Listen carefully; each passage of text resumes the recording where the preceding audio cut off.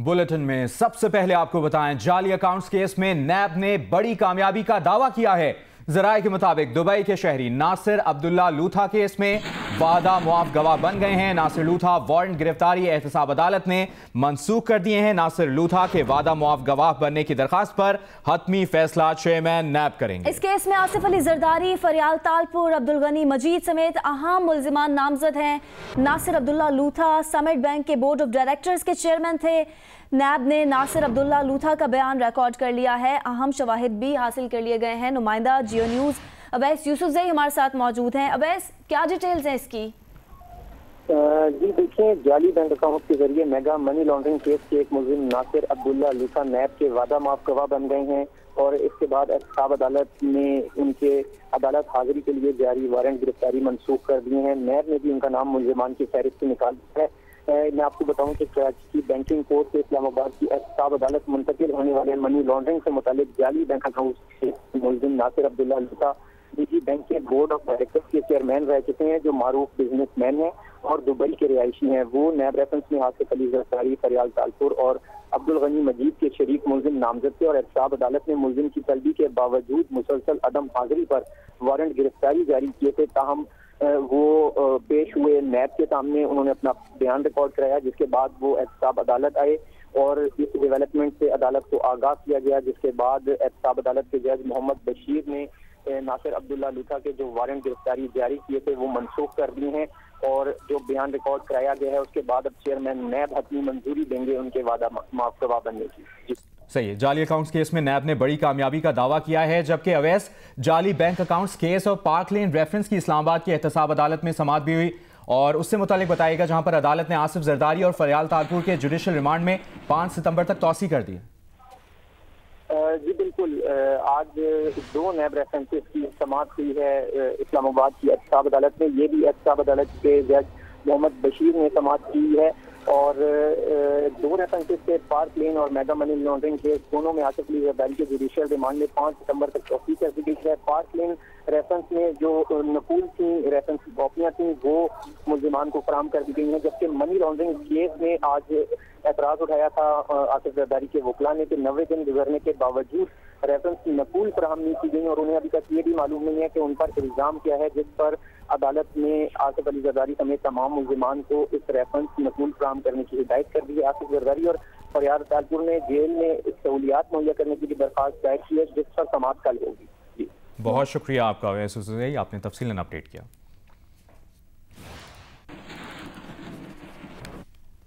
भारत की पाकिस्तान के खिलाफ आबी जारियत पेश की इत्तला के बगैर गिलगित बल्तिस्तान में दरियाए सिंध और पंजाब के दरियाए सतलुज में पानी के 2 बड़े रेले छोड़ दिए। यूं भारत ने अमली तौर पर सिंतास मुआहदा मुअत्तल कर दिया है। पानी पर डेटा शेयरिंग बंद कर दी गई है। Deputy Indus water commissioner Sheraz Memon का कहना है कि भारत ने डैमों से पानी के अखराज पर पेश की इत्तला नहीं दी। 1 जुलाई से सितंबर तक का दरियाओं का डेटा भी नहीं भिजवाया गया। हुकूमत को भारतीय रवैये से आगाह कर दिया है।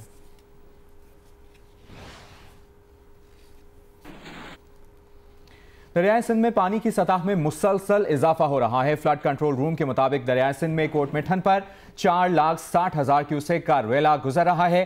कच्चे के इलाके ज़ेरे आब हैं। लोगों की महफूज मकामात पर नकल मकानी भी जारी है। दरियाए सतलुज में अगले 48 घंटों में पानी के बहाव में शदीद इजाफे का इम्कान है। इंतजामिया ने हिफाजती इकदामात भी जारी किए हैं। वजीर आला पंजाब उस्मान बुज़दार ने मुतालिका इंतजामिया को सैलाबी रेले से कबल दरिया के करीबी इलाकों से लोगों का इनखला यकीनी बनाने की हिदायत की है।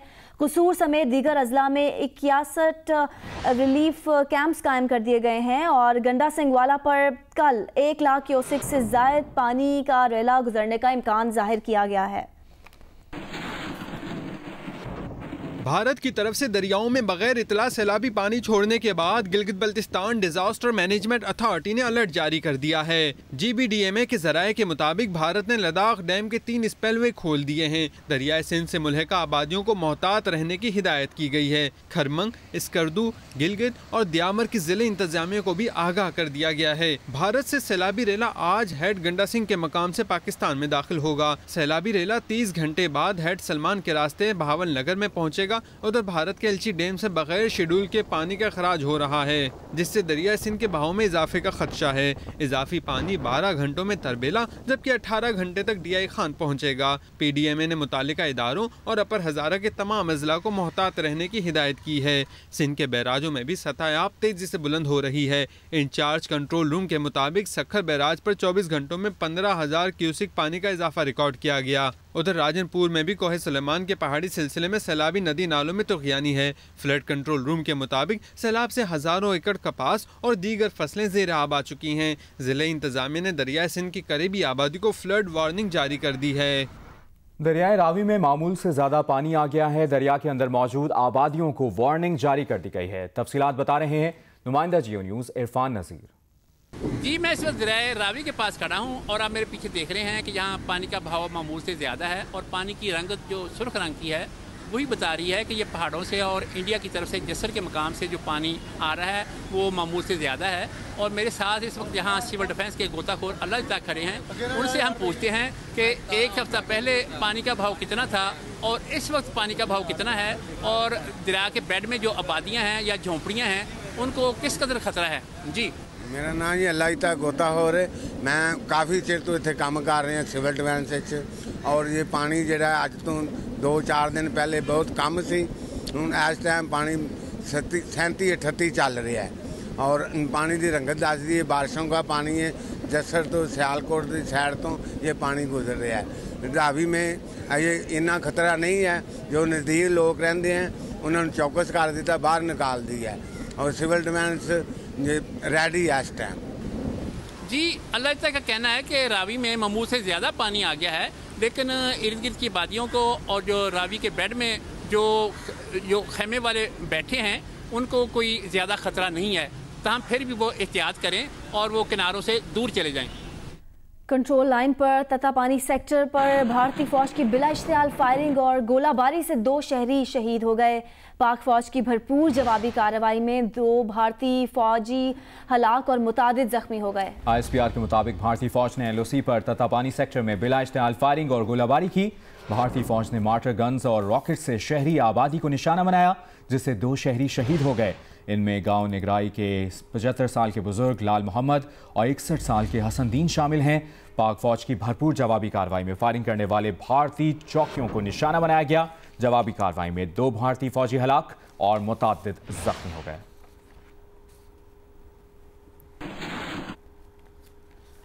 और ताज़ा अपडेट ये भी है कि भारतीय डिप्टी हाई कमिश्नर की दफ्तर खारजा तलबी से मुतालिक आपको बताएं, भारतीय डिप्टी हाई कमिश्नर को एहतजाजी मुरासला दिया गया है।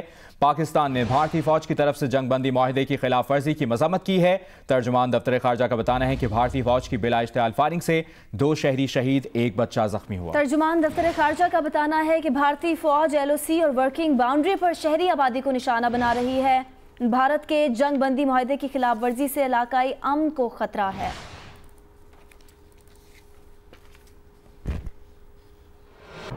कश्मीरियों से इज़हार यकजहती और मकबूजा कश्मीर में भारतीय हुकूमत के गैर कानूनी इक़दाम के खिलाफ दुनिया भर कश्मीरी और पाकिस्तानी कम्यूनिटी सरापा एहतजाज है। लंदन में बरतानवी पार्लियामेंट के बाहर एहतजाज किया गया, जबकि ईरान में अक़वाम मुत्तहिदा के दफ्तर के बाहर एहतजाज किया गया। न्यूजीलैंड में भी पाकिस्तानियों और कश्मीरियों ने भारतीय हुकूमत के खिलाफ एहतजाज किया। बरतानिया की दारुल हुकूमत लंदन में पार्लियामेंट के सामने मुख्तलिफ तंजीमों ने कश्मीरियों से इजहार यकजहती और भारतीय मजालिम के खिलाफ एहतजाज किया। मुजाहिरीन का कहना था कि मोदी हुकूमत के जालिमाना इक़दामात पर खुद भारतीय भी शर्मिंदा हैं। इस मौके पर मजलूम कश्मीरियों से यकजहती के लिए शमें भी रोशन की गईं। कश्मीरियों के साथ इजहार यकजहती और भारतीय मजालिम के खिलाफ बोल्टन में भी रैली निकाली गई। शुरा शहर की मुख्तलिफ सड़कों से होते हुए विक्टोरिया स्क्वायर टाउन हॉल पहुंचे, जहां रैली का इख्तिताम हुआ। मकबूजा कश्मीर की खुसूसी हैसियत खत्म करने के खिलाफ ईरान में अक़वाम मुत्तहिदा के दफ्तर के बाहर भी एहतजाजी मुजाहिरा किया गया। न्यूजीलैंड में भी पाकिस्तानी और कश्मीरियों ने भारतीय हुकूमत के खिलाफ एहतजाज किया। कनाडा के शहर टोरंटो में 2000 से ज़ायद मुजाहिरीन कश्मीरियों से इज़हार यकजहती के लिए सड़कों पर निकल आए। सिटी हॉल के सामने निकाली जाने वाली एहतजाजी रैली में पाकिस्तानी और भारतीय नजात शहरी आपस में उलझ पड़े। मुजाहिरीन को छुड़ाने के लिए पुलिस को मुदाखलत करना पड़ी।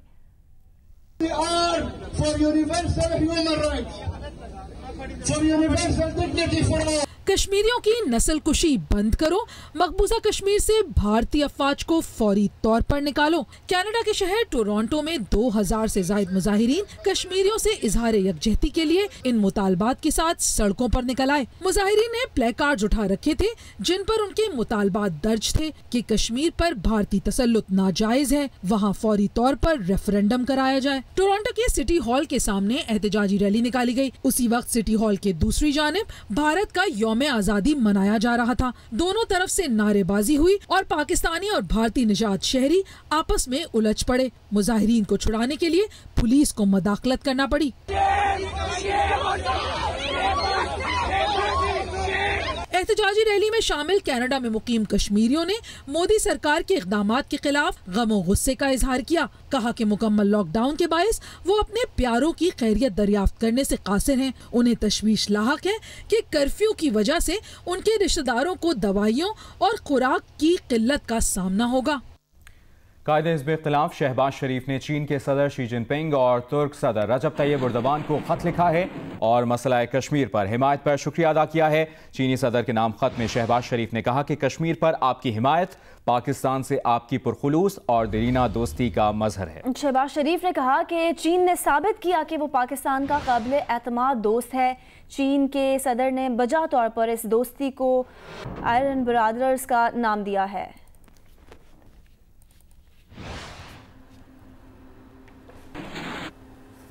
वज़ीर-ए-आज़म इमरान खान ने खैबर पख्तूनख्वा में पोलियो वायरस बेकाबू होने का नोटिस ले लिया है। बुध को वज़ीर-ए-आज़म सेक्रेटेरिएट में हंगामी इजलास तलब किया गया है। वज़ीर आला खैबर पख्तूनख्वा और चीफ सेक्रेटरी को इजलास में शिरकत की हिदायत की गई है। वज़ीर-ए-आज़म के मुआवने खुसूसी बराए इंसदाद पोलियो बाबर बिन अता ब्रीफिंग देंगे। इजलास में बैनुल अक़वामी इदारों के सरबराहान भी शिरकत करेंगे। अपोजिशन जमातों की ऑल पार्टीज कॉन्फ्रेंस इस्लामाबाद में जारी है। APC की सदारत अमीर जमीयत उलमा इस्लाम मौलाना फजलुर रहमान कर रहे हैं। APC में बिलावल भुट्टो जरदारी और शहबाज शरीफ शरीक नहीं हैं। तफसील जानते हैं नुमाइंदा जियो न्यूज़ नौशीन यूसुफ से। नौशीन, क्या बात हो रही है APC में? जी बिल्कुल, 11 बजे के 11:30 के करीब से ये इजलास जारी है और इस वक्त भी जो अपोजिशन जमातों की कुल जमाती कॉन्फ्रेंस है वो जारी है। मौलाना फजलुर रहमान इसकी मेज़बानी कर रहे हैं। कश्मीर का मसला जो है वो इस इजलास में ज़ेर गौर आया, जिसमें तहफ़्फ़ुज़ात का इजहार किया गया हुकूमती इक़दामात की जानिब से, अपोजिशन जमातों की जानिब से। और मौलाना फजलुर रहमान ने कहा कि कौम को आगाह नहीं किया जा रहा हक़ाइक़ से कश्मीर के हवाले से, जबकि पार्लियामेंट और जो सियासी जमातें हैं उनके नुमाइंदों को इस हवाले से भी जो ब्रीफिंग है वो नहीं दी जा रही। जो इसके अलावा ये एक पूरा एक सेशन हुआ, जिसके बाद अब जो कुल जमाती कॉन्फ्रेंस है उस इजलास में जो चेयरमैन सेनेट के ख़िलाफ़ तहरीक अदम एतमाद की नाकामी है वो मामला, उसके असबाब और जो निशानदहियाँ की गई हैं, जो रहबर कमेटी ने की जो मामला देखे और जो सियासी जमातों की अपनी इन्वेस्टिगेशंस हुई हैं इस हवाले से, उस हवाले से अब मुशावरत हो रही है। जी बहुत शुक्रिया नौशीन अपडेट करने के लिए। अपोजिशन की APC पर तबसरा करते हुए वज़ीर-ए-आज़म की मुआवने खुसूसी फिरदौस आशिक अवान ने कहा है कि पीपल्स पार्टी और नून लीग ने एक बार फिर मौलाना के साथ हाथ कर दिया। APC शहबाज शरीफ के कमर दर्द और बिलावल के तंजीमी दौरे की नजर हो गई। उन्होंने कहा कि एक दूसरे से सच ना बोलने वाले कौम से कैसे सच बोल सकते हैं। हजरत मौलाना का एजेंडा और पैसा बचाओ पार्टीज का एजेंडा कुछ और है। मौलाना साहब खोटे सिक्के चलने वाले नहीं, इनको छोड़ें और मजलूम कश्मीरियों के हक में आवाज़ बुलंद करें।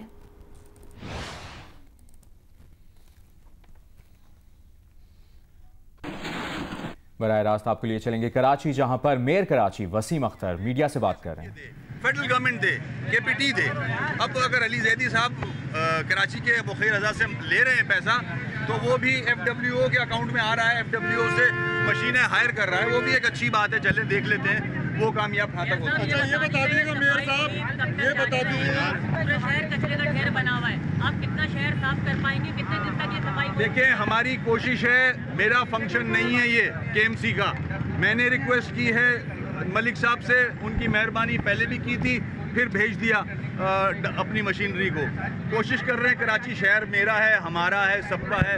हम चाहेंगे कि सब मिल के काम कर लें और ये कचरा यहाँ से हटा दें, लोगों को रिलीफ मिले। अच्छा ये बताइए कि आपने कहा था कि कराची को आफत ज़दा करार दिया जाए, विफाक ने आफत ज़दा करार नहीं दिया और ना कोई आपकी इमदाद करी। क्या कराची अलग खित्ते में हम लोग डूब रहे, मर रहे, कोई आगे नहीं आ रहा? लग ऐसा ही रहा है, कराची को कोई ओन नहीं करता, फेडरल गवर्नमेंट भी और सिंध गवर्नमेंट भी। इसीलिए हम सब यहाँ सड़क पे हैं और परेशान हैं, क्योंकि सीवरेज सिस्टम तबाह है। सीवरेज सिस्टम का टोटल कोलैप्स हो चुका है। डिस्पोजल ऑफ गार्बेज का सिस्टम टोटल कोलैप्स हो चुका है। हम अपनी मदद आप ही समझ लें इसको आप। हम लोगों से बोल रहे हैं, बहरिया आ गया है, केएमसी ने कुछ और डंपर जो हमारे पड़े हुए थे उनको ठीक करा के दे दिए हैं। ये बताइए कि वज़ीर आला ने कहा कि नालों के पैसे सफाई मेयर साहब को दे दिए थे, उनकी जिम्मेदारी थी नाले साफ कराना, वो हो गए।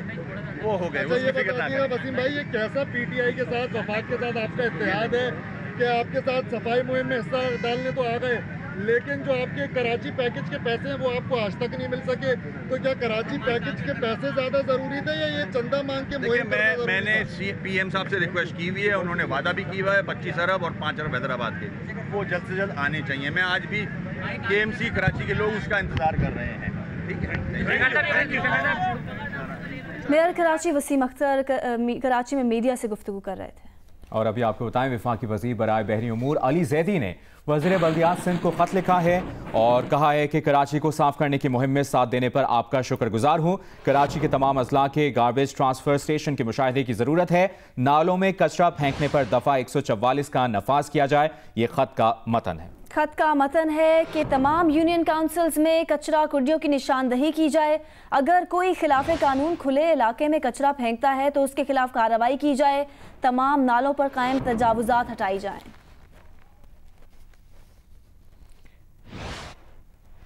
तहरीक इंसाफ के रुकन सिंध असम्बली खुर्रमशेर जमान ने कहा है कि कराची में बारिश को कई रोज गुजरने के बाद भी अब तक कई इलाकों में पानी मौजूद है। बिलावल हाउस के इर्द गिर्द भी गलाजत के ढेर लगे हैं। बकरा ईद के बाद आलाइशों को ठिकाना नहीं लगाया गया। आज तकरीबन एक हफ्ता हो गया बारिश के दूसरे स्पेल को। आज भी जनाब पूरा शहर जो है वो सीवरेज के पानी से उबल रहा है। बिलावल हाउस का इलाका भी पूरा डूबा रहा बारिश के दौरान। खारादार का इलाका आज भी हर गली गटर उबल रही है। सदर के इलाके के अंदर चले जाएं, कल रात तक वहाँ पे पानी मौजूद था। ये पहली दफ़ा हमने देखा कि इस दफ़ा तो इलेक्शन को ऐसा महसूस हो रहा है कि हाथ भी नहीं लगाया गया। पीपल्स पार्टी के पास सिंध असेंबली के अंदर कुछ खवातीन भी हैं। इन खवातीन को कोई मिनिस्ट्री दे दिया, ये शायद काम कर लेंगे। इन मर्दों को चूड़ियाँ पहना दी जाएँ, ये कुछ काम नहीं कर सकते। चीफ जस्टिस ऑफ पाकिस्तान से हाथ जोड़ के गुजारिश करता हूँ कि नोटिस लीजिए सिंध के हालात का, कोई ऐसी इमरजेंसी लगाइए सूबे के अंदर कि आवाम को किसी तरह का कोई रिलीफ मिल सके। वज़ीर इत्तलात सिंध सईद गनी ने इल्ज़ाम आयद किया है कि क्लीन कराची मुहिम में नालों से उठाया जाने वाला कचरा शहर की मुख्तलिफ सड़कों और मैदानों में फेंका जा रहा है। जिस दिन से ये मुहिम शुरू हुई है अभी तक आज तक एक डंपर भी लैंडफिल साइट पर नहीं गया है। इसका मतलब ये है कि जितना कचरा नालों से निकाला जा रहा है वो शहर के मुख्तलिफ मकामात पर फेंका जा रहा है। मुख्तलिफ बड़ी शाराएँ जो हैं उस पर कचरा फेंका गया है। कराची के मुख्तलिफ ग्राउंड्स हैं उसमें कचरा फेंका गया है। बिलावल हाउस के पीछे जो राउंड अबाउट है उस तरफ अगर आप जाएँ तो वहाँ लोग वैसे कचरा फेंकते हैं, लेकिन नालों की जो सिल्ट है, जो गंद है, वो निकाल के वहाँ फेंका गया है। इससे हो ये रहा है कि जो कचरा नालों तक महदूद था उसको नालों से निकाल कर पूरे शहर में फैलाया जा रहा है। और ये मैं समझता हूँ कि शहर को साफ करने की मुहिम नहीं है, शहर को मज़ीद गंदा करने की मुहिम है। कराची के सबसे बड़े ज़िला वस्ती में जा बजा गंदगी के ढेर और इससे उठने वाले ताफुन ने शहरियों का जीना महाल कर रखा है। ज़िला वस्ती की सूरत हाल बता रहे हैं नुमाइंदा जियो न्यूज़ सुलेमान सादत खान। जी बिल्कुल, मैं आपको इस वक्त ज़िला वस्ती से रिपोर्ट कर रहा हूँ। मेरे अकब में इस वक्त भी आप देख सकते होंगे कि ये लियाकताबाद ब्रिज है और इस वक्त यहाँ पर इस कदर ताफुन उठ रहा है कि खड़ा होना मुहाल है और गंदगी के ढेर जा बजा ज़िला वस्ती में दिखाई दे रहे हैं। ज़िला वस्ती का हमने विज़िट किया है और ये फुटेजेस में भी आप देख सकते होंगे कि कोई इलाका ऐसा नहीं है, ख्वाह वो नाज़माबाद हो, नॉर्थ नाज़माबाद हो, लियाकताबाद हो या कोई और ऐसा इलाका, हर जगह गंदगी के ढेर हैं और ताफुन इस कदर है कि खड़ा नहीं हुआ जा सकता। जिला बस्ती की इंतजामिया के मुताबिक गुज़िश्ता 4 रोज़ के अंदर 250 से ज़ायद जो है वो डंपर जो है वो उठाकर लैंडफिल साइट पहुँचाए गए हैं। लेकिन जिला बस्ती की चेयरमैन ने खुद इस बात का इकरार किया है कि उनके पास इतनी कैपेसिटी नहीं है, ना उनके पास वसाइल हैं, ना फंड है, और माहाना जो है वो सिर्फ कचरा उठाने के लिए 4 करोड़ रुपए की ज़रूरत है, जो कि उनके ज़िले के पास वो फंड मौजूद नहीं है। कराची में गंदगी के ढेर और बारिश का आलूदा पानी जिसने बच्चों को भी मुतासिर करना शुरू कर दिया है। सूबे के सबसे बड़े कौमी इदारा बराए सेहत अतफाल में बारिशों और ईद के बाद डायरिया और गैस्ट्रो में मुब्तला 2000 से ज्यादा बच्चे लाए गए, जबकि सिंध गवर्नमेंट चिल्ड्रन अस्पताल में 1100 बच्चे रिपोर्ट हो चुके हैं। मजीद तफसीलात बता रहे हैं जियो न्यूज़ के नुमाइंदे खावर खान।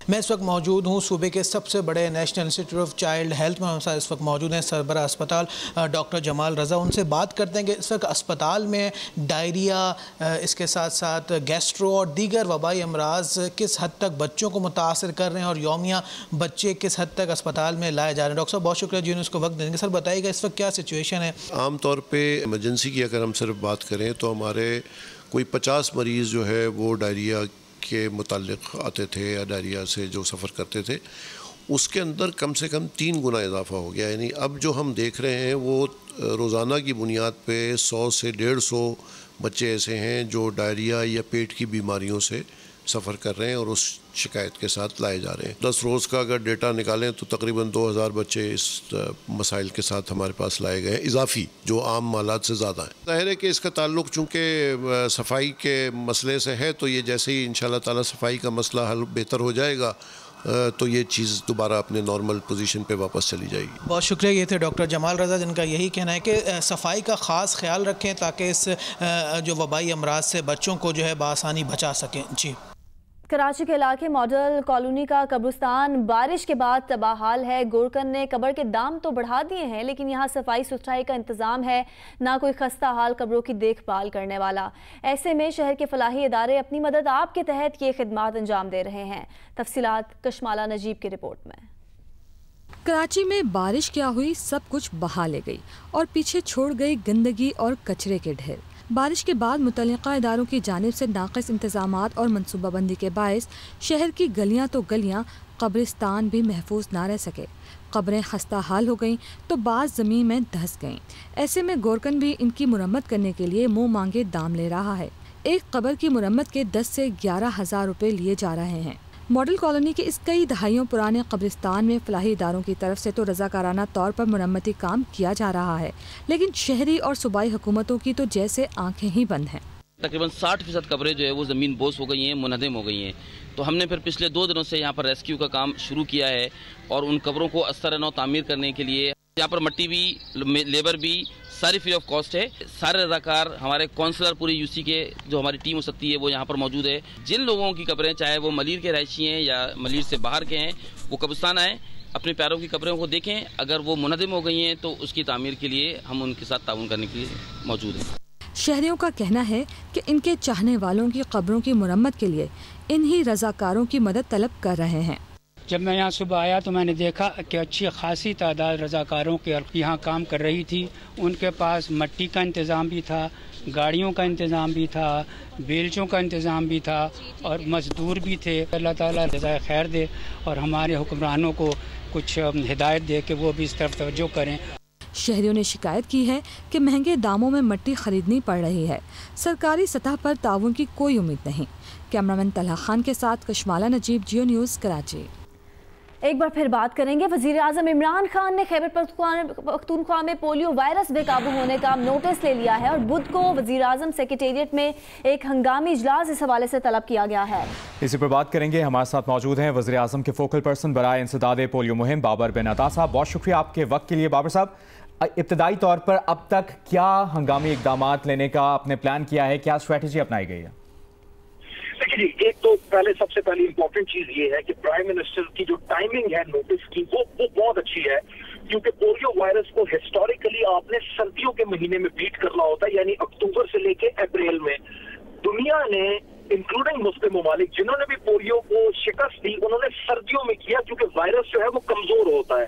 तो पेशावर में 4-5 महीने पहले जो ड्रामा रचाया गया और आप लोगों ने, जियो ने उसमें जबरदस्त किरदार अदा किया, वो एक्सपोज हुआ वो सारा ड्रामा। उसके बाद हम एक नई हिकमत अमली जिसके तहत अब हम और जोर जबरदस्ती पेरेंट्स के साथ नहीं करना चाहते, कायल करना चाहते हैं, उनको विन करना चाहते हैं, दलील के जरिए उनको कायल करके वैक्सीन की तरफ लाना चाहते हैं। उस हिकमत अमली के जो मेन पॉइंट्स है वो पेश किए जाएंगे वजीर आजम को और उनको बताया जाएगा कि किस तरह 25 साल से पाकिस्तान जो जंग हारता चला आ रहा है, इंशाल्लाह वो उनको जीत के दिखाएंगे। बहुत बहुत शुक्रिया वज़ीर आज़म के फोकल पर्सन बराए इंसदादे पोलियो मुहिम बाबर बिन अता साहब, जियो न्यूज़ से आप गुफ्तगू कर रहे थे। अभी बराह रास्त आपके लिए चलेंगे कराची, जहां पर वफाकी वज़ीर बराए बहरी उमूर अली ज़ैदी मीडिया से बात कर रहे हैं। नासिर हुसैन शाह साहब जो कि बल्दियाती जो कि लोकल बॉडीज़ के मिनिस्टर हैं, 5 पॉइंट मैंने उस खत में मैंने मीडिया में रिलीज़ भी कर दिया, ट्वीट कर दिया है। मैंने जी उनसे 5 पॉइंट दरख्वास्त की है कि वो हमारी इस मुहिम में उनका शुक्रिया अदा भी किया है और उनसे कहा कि जी 5 हमें बता दें, ये 5 पॉइंट के जवाब देते हैं। पॉइंट नंबर 1 ये है कि क्योंकि जो GTS होता है, गार्बेज ट्रांजिट स्टेशन जिसे कहते हैं, garbage transfer station, garbage GTS से लेके जाना लैंडफिल तक जिम्मेदारी है सिंध सॉलिड वेस्ट मैनेजमेंट की, इनकी नहीं है। इनकी होती तो हम इनसे लड़ते, इनकी नहीं है, ये तो साथ हैं। तो आप हमें लिख के ऑफिशियली आइडेंटिफाई करके बता दें कि भाई कौन कौन सी GTS साइट्स हैं जहाँ पे हम कचरा डाल सकते हैं, क्योंकि आपके एक वजीर हैं वो जो पहले जिनको हटा दिया गया है क्योंकि शायद वो काम नहीं कर रहे थे, उनको हटा दिया गया है, वो बार बार ट्वीटें कर रहे हैं उल्टी सीधी कि यहाँ डाल दिया वहाँ डाल दिया। भाई ये साइट्स आपकी आइडेंटिफाई की हुई हैं, अब आप हमें लिख के दे दें कि कौन सी साइट है और उस साइट में कितना मेट्रिक टन हम डाल सकते हैं। नंबर 1। दूसरी मैंने उनसे दरख्वास्त ये की है कि जितनी ऑफिशियल कचरा कुंडियाँ हैं, डेजिग्नेटेड कचरा कुंडियाँ के भाई ये कचरा कुंडी है, वो भी आप बता दें कि भाई ये कचरा कुंडी है और जो ये इस कचरा कुंडी के अंदर के अलावा जो डालेगा वो इलीगल है, ये कचरा कुंडी है।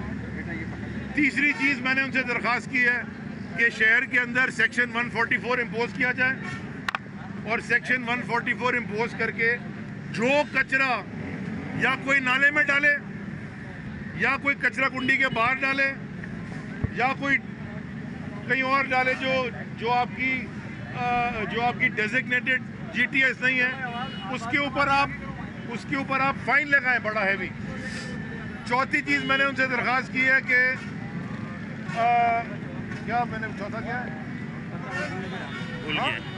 मालों का तो कह दिया ना, और नहीं अभी 4 हुई है ना, मैं लिख देता हूँ यार। अरे बस रहने दीजिए सैयद 5वीं भी। हाँ नहीं मैं आपको बता देता हूँ भाई, इतना टेंशन नहीं है।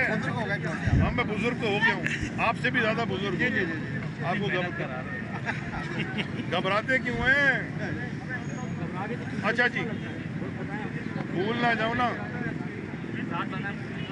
हाँ बड़ी इम्पोर्टेंट है, जितनी सोसाइटीज़ हैं इस शहर में रजिस्टर्ड, मेरे साहब ये ज़िंदगी आसान हो जाएगी आपकी और मेरी दोनों की और डिस्ट्रिक्ट की, ये DMCs की। जितनी सोसाइटीज़ हैं और जितने कंटोनमेंट हैं, कंटोनमेंट्स और सोसाइटीज़, उनको आप इंस्ट्रक्ट करें कि वो जो कचरा उठाते हैं वो डायरेक्ट लैंडफिल साइट में लेके जाएं। वो इधर उनके पास रिसोर्सेज भी हैं, उनके पास वो पैसे भी लेते हैं, वो कचरा डायरेक्ट लैंडफिल साइट में लेके जाएं ताकि ये GTS के ऊपर थोड़ा सा वजन कम पड़े, क्योंकि बहुत कचरा उधर आ रहा है। तो ये हमने उनसे दरख्वास्त लिख के भेजी है, आपको मैंने मीडिया में भेज दिया है वो खत, तो ये जल्दी वो बता दें। कल रात को भी हमने उनसे दरख्वास्त की थी गवर्नर साहब के थ्रू CM साहब से। आज मैंने लिख के जो कि कंसर्न मिनिस्टर हैं नासिर हुसैन शाह साहब, उनसे दरख्वास्त कर दी है, इससे ज़िंदगी आसान हो जाएगी। अली ज़ैदी साहब ये बताएं आप, मेयर कराची का कहना है कि आफत ज़दा कराची ये साबिक वजीर जो है ट्वीट करके क्यों छेड़ रहा है, आपके काम में मुदाखलत क्यों कर रहा है? और मेयर साहब यहाँ खड़े में, ये 8-10 करोड़ से काम नहीं होगा, अरबों रुपए चाहिए, आफत ज़दा करार देना चाहिए था, आप उसका जवाब ही नहीं दे रहे। मैं अभी भी कह रहा हूँ, ये सही कह रहे हैं। और क्या ये जो बात कर रहे हैं, मैं 100% इनके साथ इनके पीछे खड़ा हूँ। मैं भाई इनकी मदद करने आया हूँ, इसलिए आया हूँ, इनके खत पे आया हूँ। तो ये बिल्कुल कराची का जो हाल है, जो कराची का इंफ्रास्ट्रक्चर है, जो कराची का पानी का मसला है, ट्रांसपोर्टेशन का मसला है, गार्बेज का मसला है, बिजली का जो मसला है, कराची को 100% कराची पे इमरजेंसी डिक्लेयर करनी पड़ेगी। और ये बहुत सारे पैसे चाहिए। हम तो अपनी मदद आप जहाँ कर सकते हैं करेंगे, और माशाल्लाह लोग हमें हेल्प कर रहे हैं। एक चीज़ बड़ी अच्छी हुई है कि इस लेट्स क्लीन कराची मुहिम से, जो कि मेयर साहब की और हमने साथ शुरू की है, फेडरल गवर्नमेंट और मेयर ने, सूबाई हुकूमत भी आ गई है, उन्होंने भी कोई ब्लू जैकेट और कुछ शुरू किया है। मैं शुक्रगुजार हूँ मुराद अली शाह साहब का कि वो भी करें, अब जो अब सॉलिड वेस्ट मैनेजमेंट उन्हीं के अंडर है तो करें, अच्छी बात है। हम तो चाहते ना या कोई किसी पार्टी की बुनियाद पे नहीं, कराची के शहर की बुनियाद पे ये काम जल्दी जल्दी फारिग किया जाए, कचरा उठाया। जैदी साहब ये बता दिएगा कि ये सफाई मुहिम जो है कराची की किस डिस्ट्रिक्ट में इस वक्त चल रही है, कौन कौन सी डिस्ट्रिक्ट में नंबर वाइज कब जाएगी, लोग मुंतजिर उनके इलाकों में सफाई हो। सेकंड ये बता देगा, वफाकी हुकूमत जब बनी थी उसने MKM के मुतालबे पे, मेयर कराची के मुतालबे पे तरक्याती पैकेज का ऐलान किया था। तो कब ग्राउंड पे हमें नजर आएगा, कब ये पैसे रिलीज होंगे, कब ये तरक्याती काम शुरू होंगे कराची में? आप जो आपका पहला सवाल था कि कहाँ मुहिम हो रही है, देखिए मुहिम जो है वो 6 के 6 डिस्ट्रिक्ट में हो रही है, लेकिन ये कोई एक दिन का तो नहीं है ये कचरा पड़ा हुआ। मतलब ये वो वाली बात है, ये मैं मिसाल देता हूँ क्योंकि क्रिकेट के शौकीन है सब पाकिस्तान में, सब समझते हैं कि कोई अगर 100 रन या 150 रन करके मैच जिता के आए और उसका टीममेट उसको बोले यार तूने 5वीं बॉल पे छक्का नहीं मारा था, वो भाई जो किया था उसका तो कर लो ना। तो ये ऑफकोर्स ये आप पीछे चले चले, ये तो मेन रोड है ना, आप यहाँ गलियों में चले चले। आप सबसे ज़्यादा पानी कहाँ खड़ा हुआ था? इस बारिश में सबसे ज़्यादा पानी खड़ा हुआ था डिफेंस के अंदर, क्योंकि वो हाई टाइड भी है और नाले भी साफ नहीं थे, तो पानी तो वहाँ खड़ा हुआ था। मैं देखिए जो हिस्सा कराची के अंदर आता है सब जगह ये मुहिम चल रही है। जहाँ तक आपने बात की, देखें वो ये जो कैंपेन है, और जो मेयर साहब ने बिल्कुल ठीक बात की थी फेडरल गवर्नमेंट से, और मैं फेडरल गवर्नमेंट का नुमाइंदा होते हुए ये कह रहा हूँ कि फेडरल गवर्नमेंट में हमारे साथ फारूक नसीम भाई भी हैं और खालिद मकबूल भाई भी हैं।